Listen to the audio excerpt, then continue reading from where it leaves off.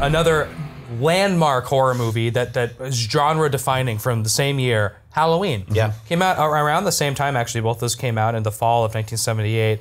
Halloween, of course, John Carpenter's first major success. He also did the music for that movie, which is super simple and fantastic. Great. Like he said he couldn't read music or anything, but he could get on a keyboard and play, and he did a really good job with that. But this movie was the start of kind of like not a great genre, but the slasher genre, which was so popular. I mean, I know that, like, technically, Norman Bates preceded all that with Psycho, but the idea of the kind of holiday-themed horror movie, which became such a thing between, like, And there's other firsts too, like teens being picked off one by one. Yeah. Big theme, teens being sexual killer. and then being killed. Like these are all the like masked killer. Yeah, the masked killer. They're all the rules which in is a Scream. James Kirk mask from Star Trek, like one of those plastic, I think Ben Cooper masks, spray painted white. That's the Halloween mask. Yeah. Super creepy though. It's great. I want to make one of those. That movie remains probably my favorite horror movie of all time. Yeah. Really? Probably one of my 20 favorite movies of all time. When did you see it?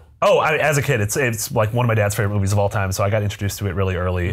There's something, like when I actually started to learn about like the craft of filmmaking, the lighting in that movie is absolutely incredible. How they light night scenes with that like sort of neon blue light that pervades everything. The score is phenomenal. Jamie Lee Curtis is incredible as this helpless woman that you're following around, that you feel for, like as this horrible hell is erupting around the her. final It is always kind of amazing how you see where all the tropes kind of come from, and the source is always something awesome. Yes, and you take it for granted because you're like, oh well, I've seen this 1,000 times before, and you're like, well, you know what? In '78, you hadn't seen it 1,000 times. Also, though, like look back at those movies and the pacing.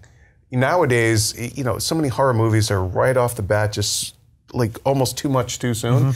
These movies really took their time, and it was a slow build-up. And then learning through the sequels, obviously, Halloween 2 is great. It sort of tapers off after there a little bit, but getting the backstory of who Michael Myers is and everything about Dr. And then they just Loomis. have one without Michael Myers at all. There's witches, right? And like Halloween 3 is the season of the witch. Yeah. You were mentioning it's about a holiday. It was actually filmed earlier in the year in the spring, and in Pasadena there was no pumpkins available, so they had to really search high and low to make like jack-o'-lantern scenes, which was just a great opening scene of that movie. Oh, totally. Which is just this picture of this jack-o'-lantern with the music playing. And there's all this foreshadowing because of the eye, and there's some eye stabbings, and that movie's not that gory. No, not at all. If you watch it, it's like it's okay for kids to watch in the sense that it's like like I was saying, I'm trying to defend your dad here. Because it's not super gory, but it's really scary. Well, and it's a Halloween movie. So that was a great thing. movie. This actually was a before a lot of like the debates about video game violence and violence in schools, and like what media can go where and who can see what. And also back then, like you would see a movie that was full of F-bombs and stabbings, and they'd be like PG-13 and boobs, tons of boobs.